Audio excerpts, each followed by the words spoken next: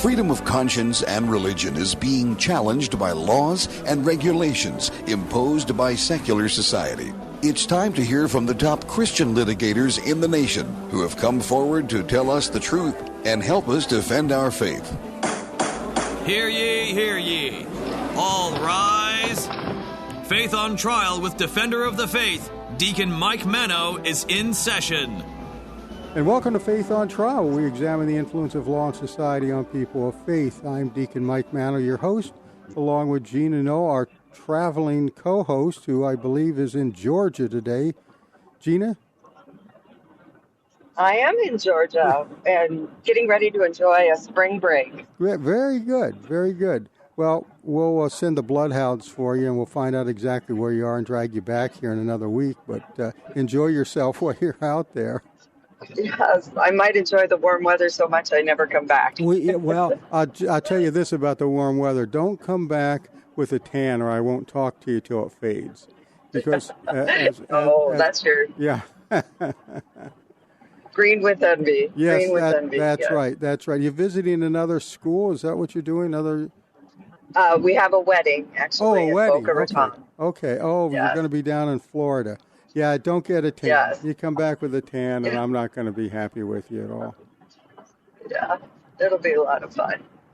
I saw in the news this week that Mayor Adams of the biggest city in the United States, New York City, has called for. He regrets that we ever took prayer out of the classroom. How about that one? Yeah. Well, what was that Supreme Court ruling back in 61 or 62, something like that? So prayer's been out of the public school classroom anyway for quite a while. And, of course, those right now who are enemies of God are working their way back in.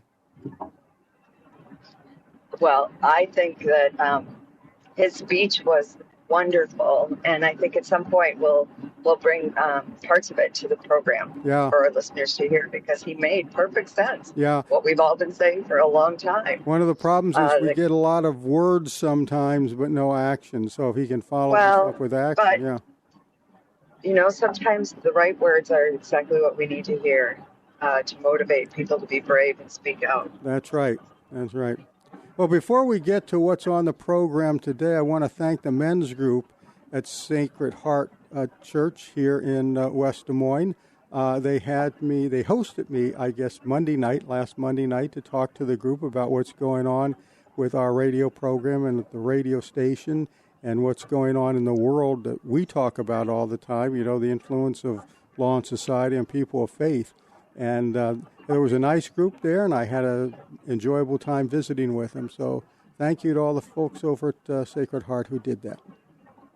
Now, today... It's I'm very glad that people understand the issues that we are interested in, the issues that we cover on the program. Yeah, and the people that listen are usually fairly well informed. I'm a little concerned about people that have no idea about what's going on. That bothers me, but I guess there's not a whole lot we can do about it. We do what we can. We do what we can, and of course we're a small voice here, and what we hope is that people who listen to the program will relay to their friends some of the things that we talk about here, not only overall for the whole radio network with all the programs, the faith in God and all of that, but with what we specifically talk about, which some people have within their control, but they're not exercising it.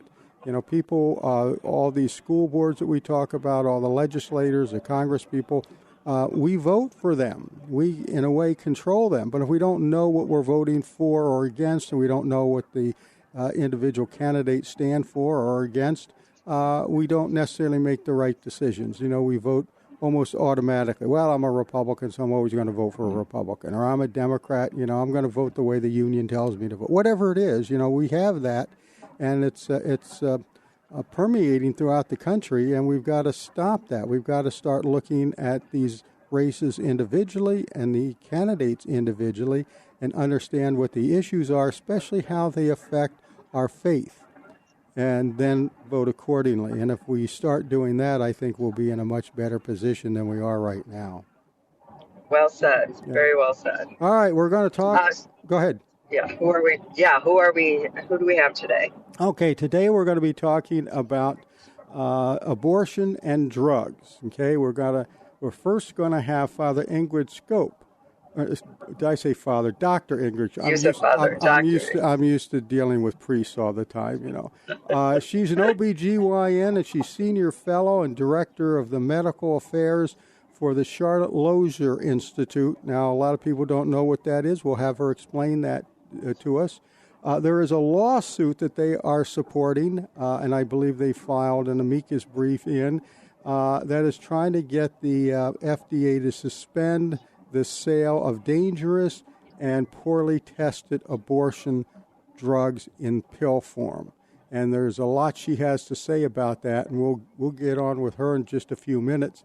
And then after that, we're going to talk with Andrea Dill, who is the legal counsel for the Center for Christian Ministry at the Alliance Defending Freedom on another challenge to drugs, and this is by pharmacists who want to refuse to distribute certain pills, like abortion pills, but they're being threatened by the Biden administration that if they don't do that, they may lose their ability to be pharmacists.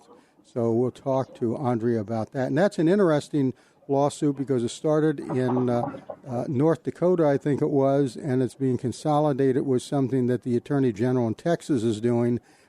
So we've got one lawsuit. There are other lawsuits down there, but that one that the pharmacist started has been added to by the state of Texas, even though he's in North Dakota. All right. That's what we have. Do you have a prayer? Well, Go ahead. Yeah, I think we need to open with a prayer for peace today. In the name of the Father, and the Son, and the Holy Spirit, amen. God of peace, bring your peace to our violent world. Peace in the hearts of all men and women, and peace among the nations of this earth. Turn to your way of love those whose hearts and minds are consumed with hatred. Strengthen us in hope, and give us the wisdom and courage to work tirelessly for a world where true peace and love reign among nations and in the hearts of all. Amen. Amen. Thank you very much, Gina. And we will be right back in a few minutes with Dr. Ingrid Skop of the Charlotte Lozier Institute.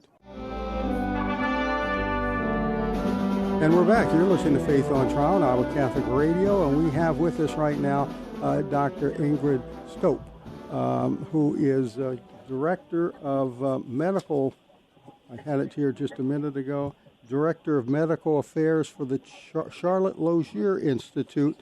So let's start with the Institute. What is the Charlotte Lozier Institute? Thank you for this opportunity to discuss it.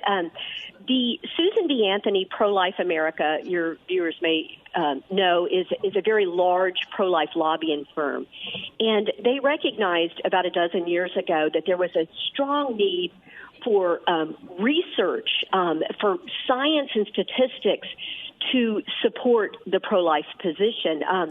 And they created the Charlotte Lozier Institute, which is a research institute. So I know that it is very, very difficult. If people are interested in educating themselves about abortion and they use Google, Google will send them to the Guttmacher Institute, which is, of course, does apologetics for the abortion industry.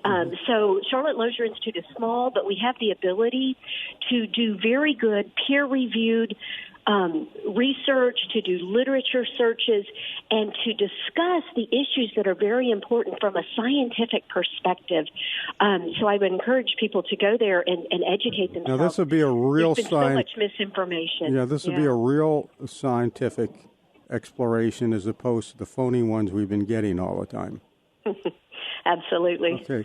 And how do we find the Institute if we want to look it up online and follow what you are doing there?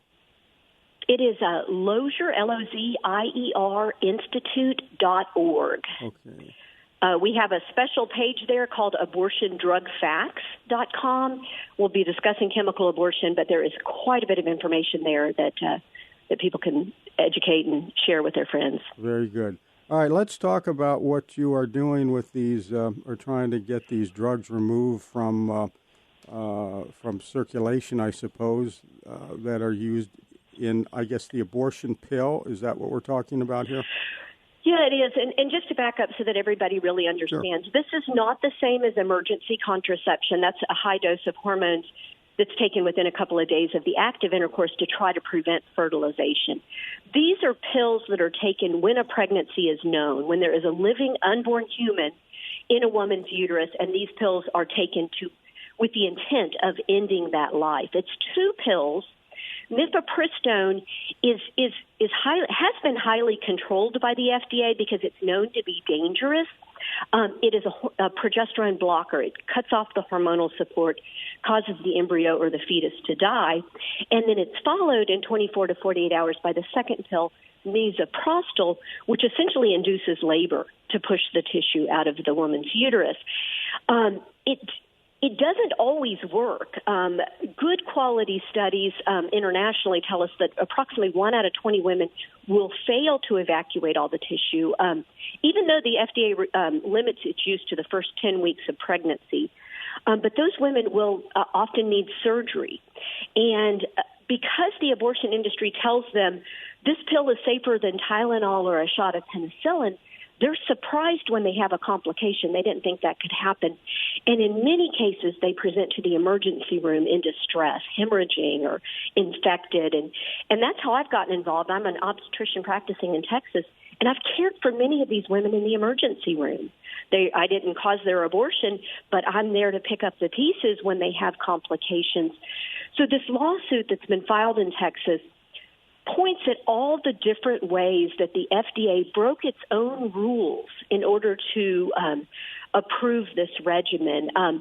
Most notably, the category under which they approved is called Subpart H, Accelerated Approval Regulations, which is should only be used for drugs that treat life-threatening illnesses for which there is no other effective treatment. And, of course, neither one of those is the case for chemical abortion. Pregnancy, in almost every case, is not threatening to the woman's life, and surgical abortion was readily available. But the reason the abortion industry has been so invested in chemical abortion is it saves them time, it saves them money. The woman self-manages her own abortion. She's the one who sees the devastation of the bleeding, the body of her child in the toilet. So it's a terribly uncaring way to provide services to women because they're the ones that are having to deal with the fallout, but it's nothing but benefit for the abortion industry. And now that many states have laws restricting abortion, it's a way that the industry is trying to get around state laws and continue to provide abortions in the states that are trying to protect unborn life. I'm concerned now about the failure to evacuate the womb after the abortion and the pill that's supposed to do that, which doesn't. I know when I was on the board of directors of Intervisions, which is a pregnancy resource center here, there were a lot of pro-abortion people that were trying to confuse the issue by saying that people would or women would have parts of the fetus left in their bodies after a botched abortion or something, and they could die from that. They were raising these red flags. Now what you're telling me is it's all true, and it has to do with the abortion pill now that they can take. Yeah, absolutely. And the abortion industry has changed its narrative. Remember, like back at the time of Roe, the narrative was, we don't want women to self-manage their abortions. Those are too dangerous. We need to legalize it so it can be under medical supervision. Now we've gone 360.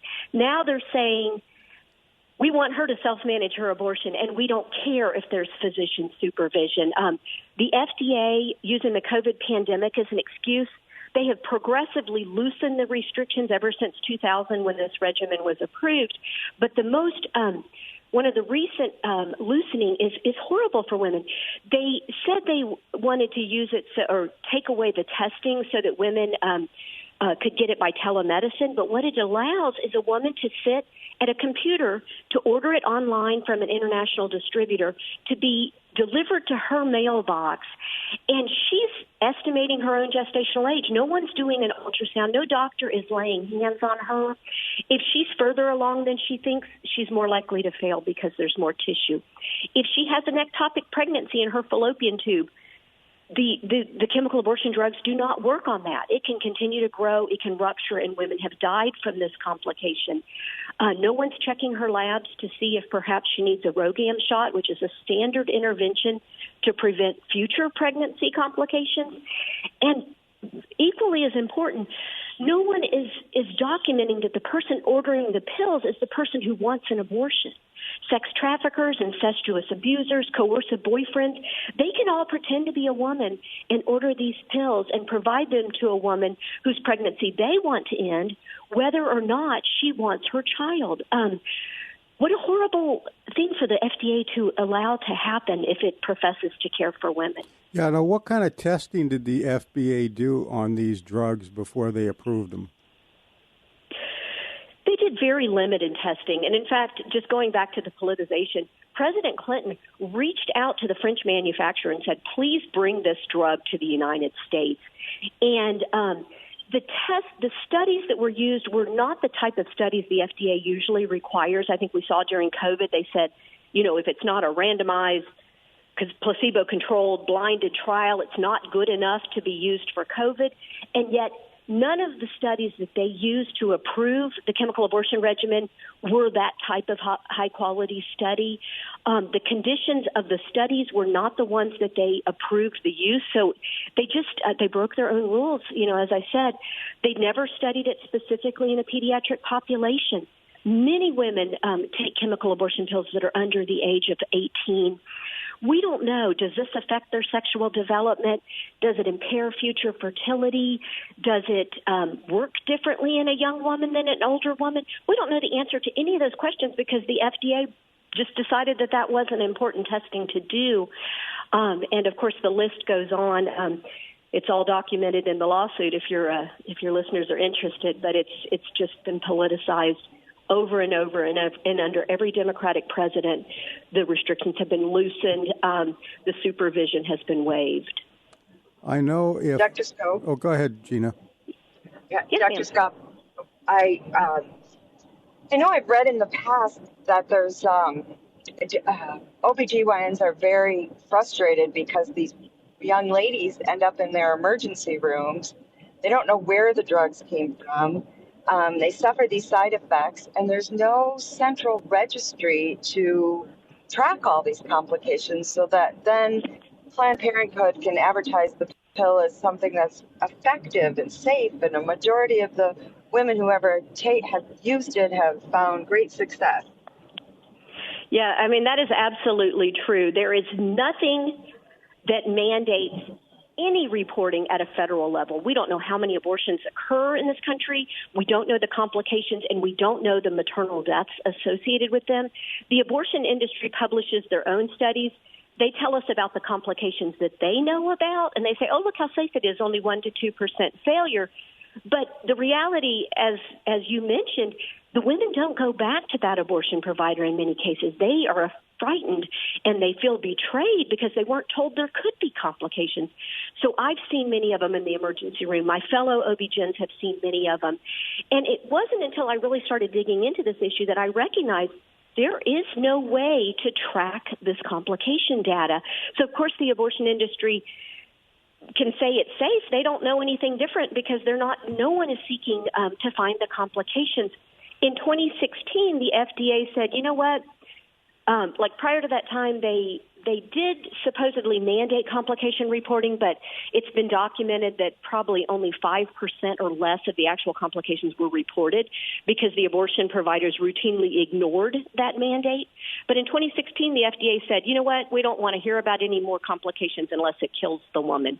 They have documented that 28 women have died following chemical abortion, but undoubtedly, because our maternal mortality system also has severe data deficiencies, there are far more women, particularly if a woman dies of a mental health complication. She has a coerced abortion. She sees her child in the toilet.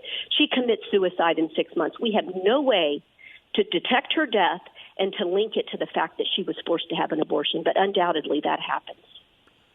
I would imagine that a lot of these complications are oftentimes unknown by the woman because she's had no follow-up after taking the pill and may not realize until too late that there's something wrong. That is true. The woman that I cared for recently had been bleeding for 2 months after the abortion pill. And another thing that happens, I think, is that these women are very hesitant to report to anyone. They are very hesitant to sue the abortion provider who committed malpractice because they're ashamed. They don't want anyone to know about the abortion. And I've had women tell me, this is probably what I deserved for making this decision. So, women are very conflicted when they obtain abortions. Not every woman strongly desires that abortion. And these women are very hesitant to tell anyone about their experience because they feel that perhaps it's what they deserved, which is devastating to think about. And I think if the complications are serious enough, besides the fact that they can be life-threatening, sterilization might occur. It is possible, particularly if that dead tissue is left for a while and creates an infection. There are some very severe infections associated with these chemical abortion pills because both of them suppress the immune system. So a woman may not be able to fight an infection as well as she could ordinarily. But yes, a serious infection in her tubes could easily cause her to become unable to have children in the future. Another thing that has been documented is that if she does fail and requires surgery, her likelihood of having a preterm birth and a subsequent pregnancy is elevated 360%. So if these complications do occur, they very likely can affect her future fertility and her future childbearing. Who is more at risk, the older women or the younger women in this situation? Well, again, the FDA didn't bother to do any tests on the young women, so we don't know. But what I do know from having cared for so many young women is there is a mental health crisis in our young women today. They're told they can have promiscuous sex without consequences. That's, of course, untrue.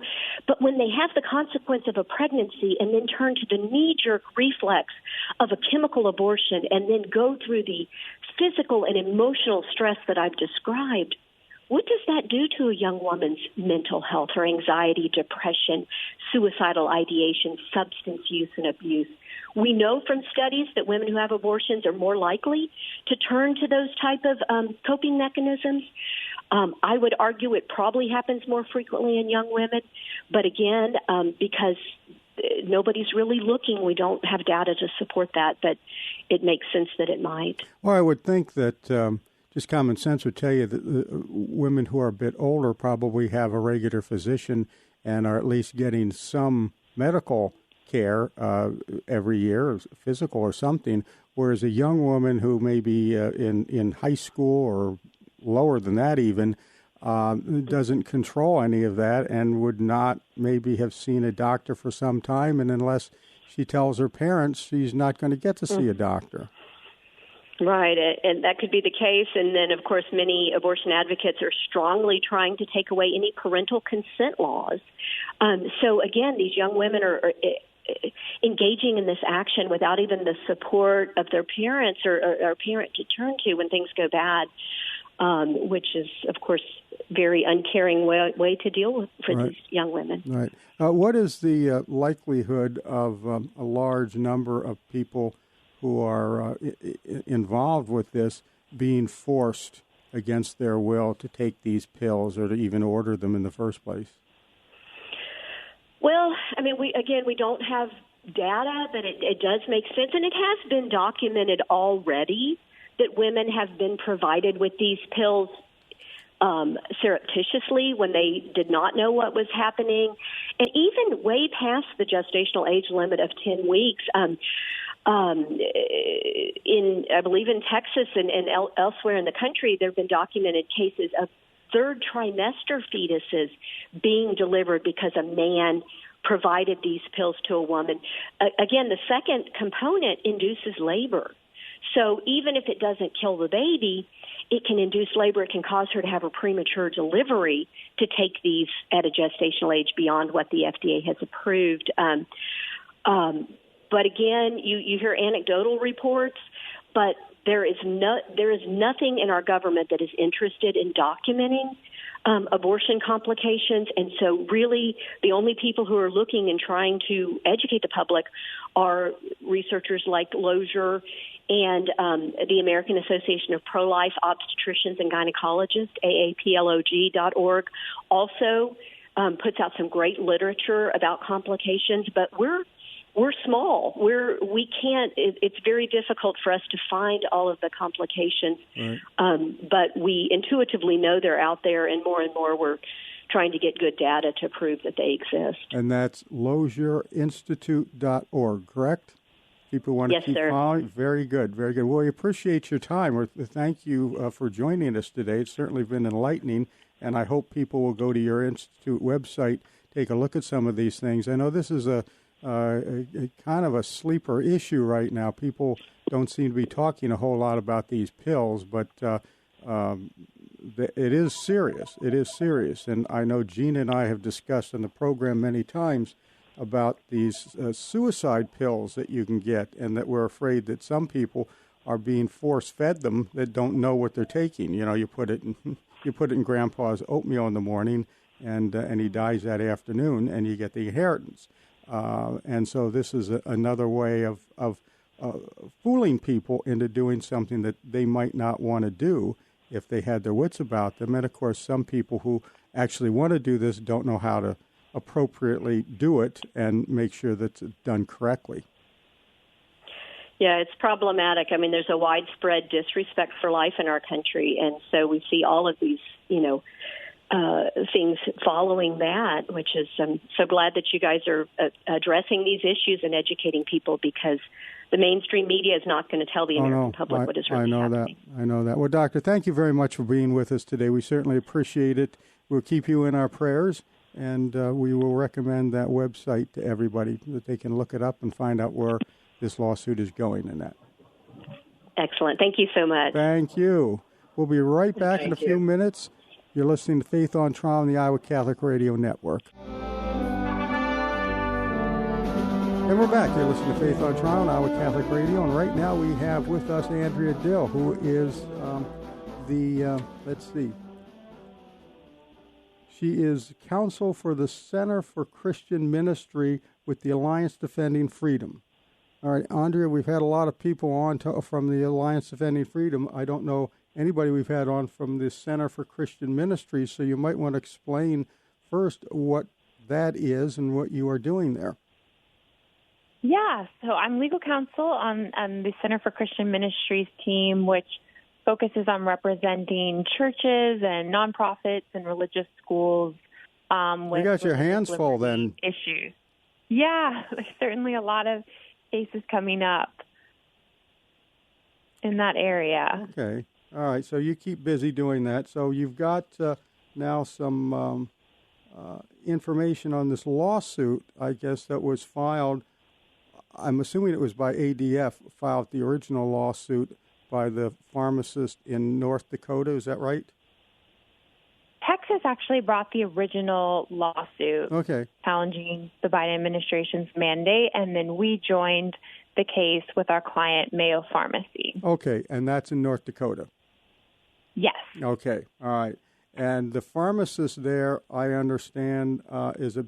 Well, let's talk about the rule or the proposed rule that the Biden administration is trying to enforce over pharmacists and requiring them to distribute certain pills that they don't wish to. Mm-hmm.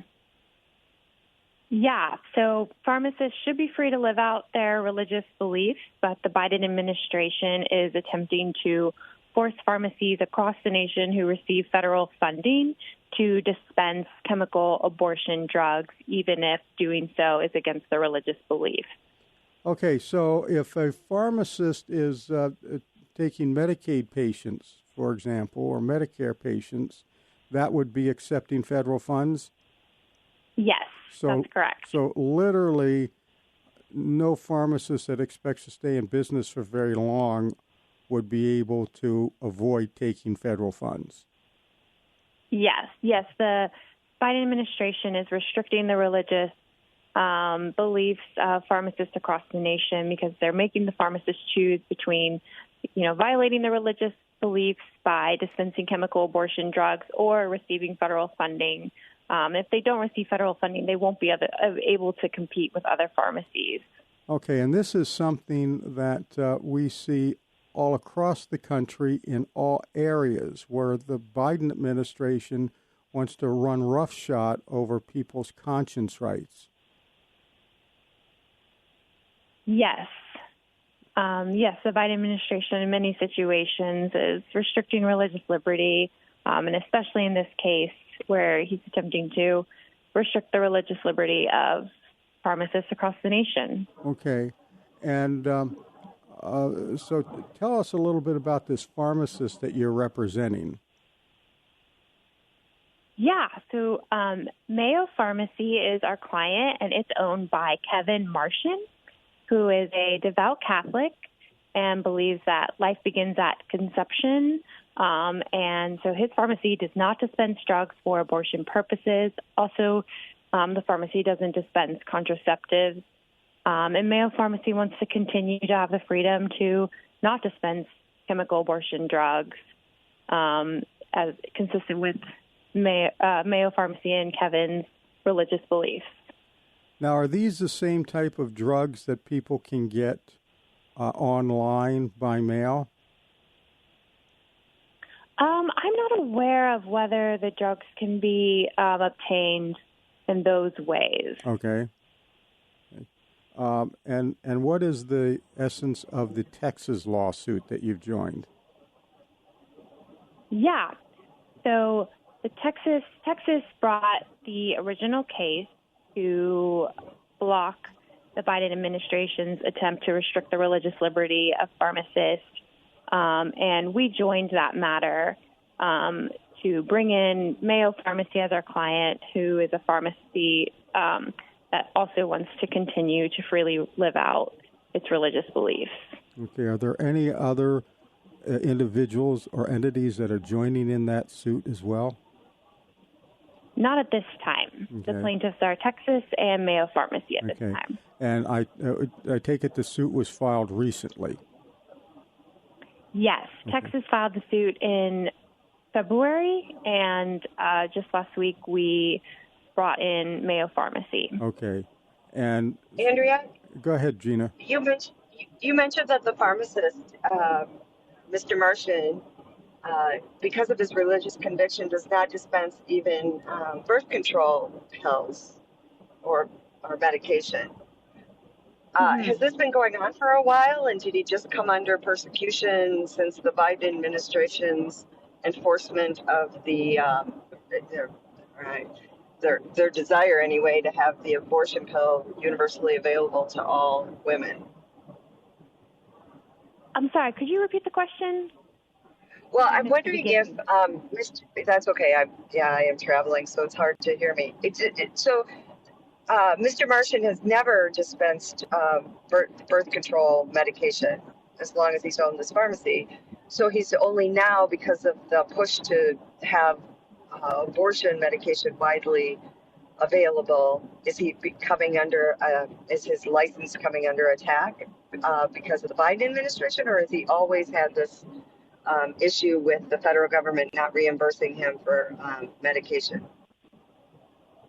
My understanding is this is just a recent issue that has come up with the Biden administration's new mandate attempting to force pharmacists to dispense chemical abortion drugs. And we don't know how the Biden administration will be enforcing the mandate in the meantime, but we are suing to protect Kevin Martian and Mayo Pharmacy's religious freedom to choose not to dispense chemical abortion drugs. What is the status of this mandate? Is this just something that came out of the president's head and he says everybody has to do it, or is there something going through the rulemaking stage? So this was a mandate that the Biden administration issued through a press release and guidance document. It did not go through the proper rulemaking process. So the Biden administration just issued 2 documents asserting that pharmacists must dispense chemical abortion drugs even if doing so violates their religious beliefs. So apparently you have a legal leg up on it right now since they didn't go through the administrative procedure process. I don't. Yeah, that is one of our claims. Yeah, I don't understand how a press release can be required to comply with. People can be required to comply with the press release dictate. That has no legal standing. Yeah, so it's a press release in this guidance document, and so we agree and are bringing a claim that the mandate failed to go through the proper regulatory procedures. Well, we do know that the Biden administration is also proposing some rules along these lines that would require certain things. Is this caught up in it? This lawsuit is focusing on the mandate that's attempting to force pharmacists to dispense chemical abortion drugs against their religious beliefs. Okay. And does it cite any source of law? I mean, it would seem to me that if he's going to make this mandate, he's got to at least have some tenuous legal theory that gives him the authority to do this. Yes, the mandate cited various statutes, such as the Affordable Care Act, Title IX, but those none of those statutes give the Biden administration statutory authority to enforce this mandate. Okay. So that's what we're arguing in this matter. Okay. Well, it seems like any time Joe Biden can run roughshod over people's conscience rights, he does it. I guess so much for being a devout Catholic, huh? Yeah. Andrea, I noticed that was editorial, so you don't need to comment on that if you don't want to.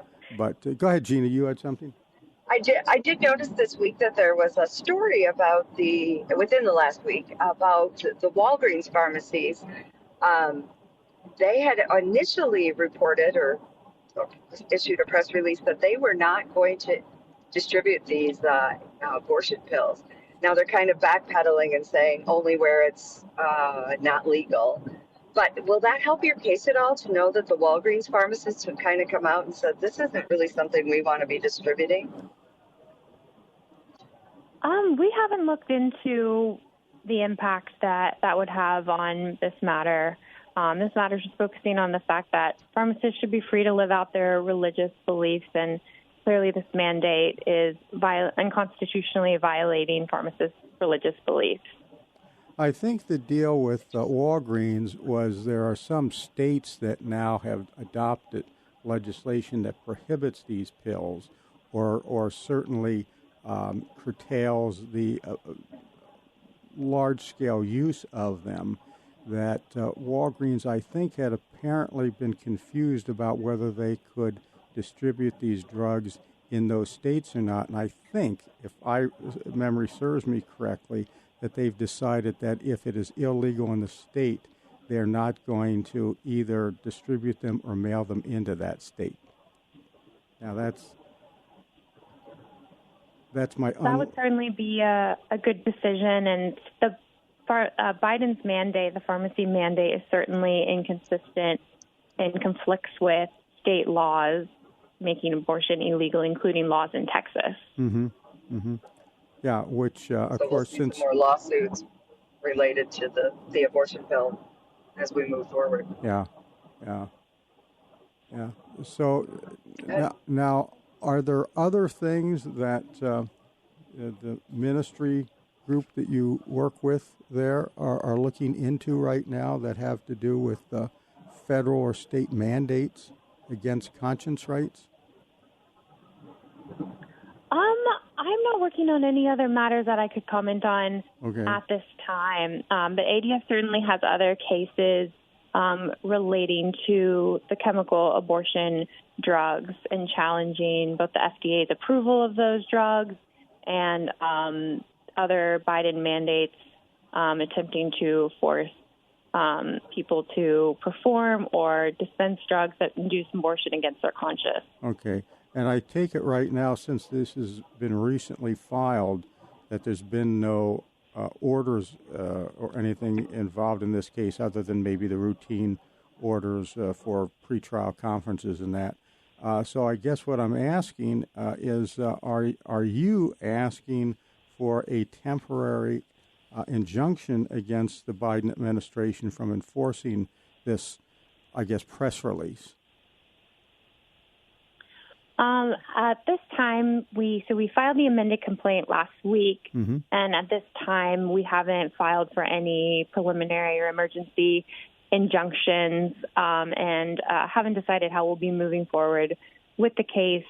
But we do hope and urge the court in the end to find that this mandate is unconstitutional and inconsistent with federal law because it violates the religious liberty of pharmacists across the nation. Right, and I imagine you're a little bit hung up here because you're probably at the mercy of the Attorney General of Texas, I would imagine, since he filed the first suit. He's kind of the lead counsel in this. Yes, we're working with the Attorney General's office. Since we're now co-counsel and are representing co-plaintiffs, we'll be making decisions together as the case moves forward. Okay. So can we, I don't know how fast the federal courts in Texas tend to work, but are you expecting to be able to get into court and have some of this heard, or at least some preliminary rulings shortly? It will depend on what motions we end up filing to see how quickly we'll be able to get before the judge. But we do hope to bring this before the judge as soon as possible so that we can protect the religious liberty of pharmacists in Texas and Mayo Pharmacy. Sure. And in Texas, I assume that you're probably looking at maybe a friendly court? Yes. Yeah, we're hoping that the judge will certainly be on our side, since we firmly believe that this mandate is unconstitutional and violates the religious beliefs of pharmacists. So we certainly urge and hope that the court will agree with us. Yeah, I think Texas, just the state and the political atmosphere down there, I think would tend to lean in your favor, but you never know until the judge comes back and gives you a ruling. That's true. Yeah. For sure. Andrea, I want to thank you for joining us today. Certainly appreciate your time. It's an interesting case, and we will be following it, and maybe want to talk to you again later. That sounds great. Thank you so much. Okay. It was great talking to you both. Thank you. Andrea Dill, who is from the Alliance Defending Freedom. And we will be All right. Thank you so much. And we will be right back after these messages. We're back. You're listening to Faith on Trial now at Catholic Radio. Gina, it was another interesting show today. They haven't gotten very far in this lawsuit in Texas, but we got an earful from the doctor about what is going on with these abortion pills. Well, and I think that just inflates the importance for the lawsuit to be successful. That's right. These drugs sound like they're just incredibly dangerous to women. I think that Dr. Skop was very informative. The problem is, as she pointed out, the message isn't getting out. And I noticed when I was preparing for the show, you type the word abortion into your Google browser and Planned Parenthood pops right up. I mean, you have to go a couple of pages before you can get to any really informative information that doesn't come from anybody but Planned Parenthood. Yeah, now they're so whatever we can do to get the message out. Now, in the suit Andrea was talking about, they're talking about conscience rights. What Dr. Skop was talking about was actually medical scientific facts or arguments anyway. And so those, I'm not sure whether one lawsuit or whether the lawsuit can use Dr. Skop's information because they are arguing on the basis of religious liberty and conscience rights. They're not arguing that these things are bad medically. That's what Skop and the Lozier Institute is arguing in their lawsuit, right, is that these things create harm, and first do no harm, but they're creating harm. And so that there's a medical and scientific reason to stop the distribution of those pills. On the other hand, in the Texas lawsuit, and joined by the folks in North Dakota, there's a question of religious civil rights. Do I have the right as a pharmacist to live up to my religious beliefs and to refuse to condone, this murder of the innocents and provide these pills, these means to kill? And so those are two different things. So I would imagine these two issues won't come together in a single court. But ultimately, they are going to come together somewhere, and we hope that the conscience rights and the medical protection for women are upheld in both these instances. Exactly. And honestly, the conscience rights for pharmacists just overlaps real closely with the conscience rights for OBGYNs. The Biden administration has talked about mandating that all doctors and medical professionals engage in abortion, that they can't use medical or religious objections. Yeah, they can't opt out in any way. Step back and not be involved, right? That's so I imagine these cases will help them. It's one of the problems we have right now with our friends on the progressive left. They not only want to have the laws their way so that they can do what they want to do, they want to actually force other people into doing those things too. So they're trying to destroy our rights, our religious liberty rights, to say, no, I can't do that ethically in my religious world here, the context that I live in. And they're saying, oh, yes, you have to do that now because we have a constitutional right to kill babies, so you have to help us kill them too.